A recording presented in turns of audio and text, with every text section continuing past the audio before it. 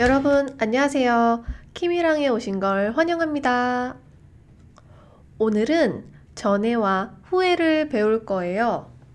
전에와 후에는 뜻이 두 개예요. 전에는 ago 라는 뜻이고 후에는 later 라는 뜻입니다.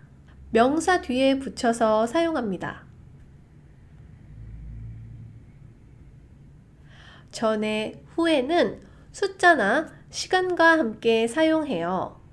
예문을 볼게요. 1시간 전에 약을 먹었어요. 2달 전에 민수를 만났어요.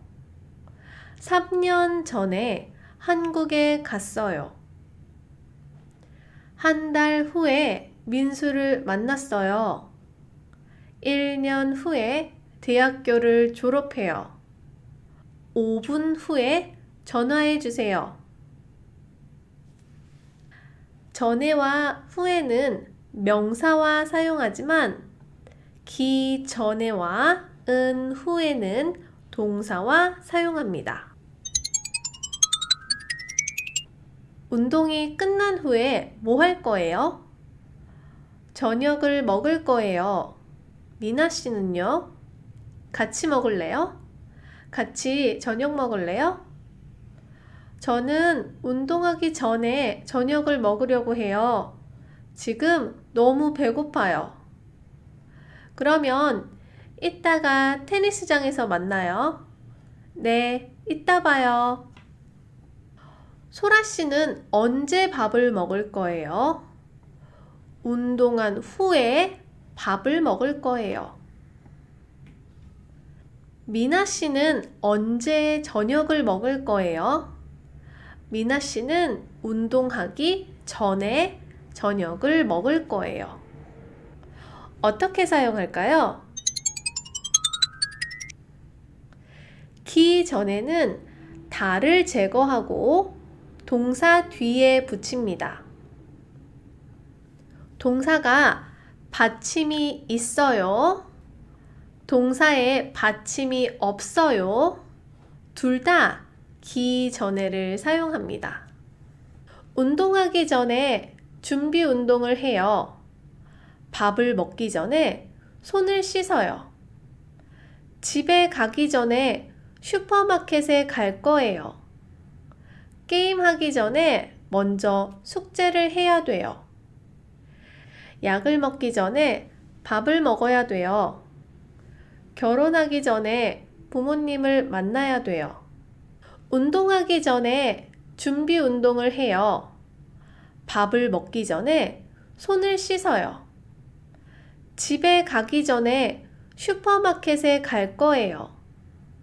게임하기 전에 먼저 숙제를 해야 돼요.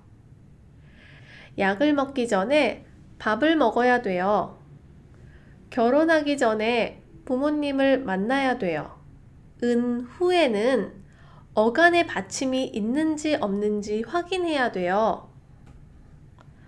동사에 받침이 없으면 니은 후에를 사용합니다. 동사에 받침이 있으면 은 후에를 사용합니다. 운동한 후에 샤워를 해요. 밥을 먹은 후에 양치를 해요. 재료를 씻은 후에 요리를 해요. 약을 먹은 후에 잘 거예요. 영화를 본 후에 친구들과 영화에 대해 이야기를 해요. 운동한 후에 샤워를 해요.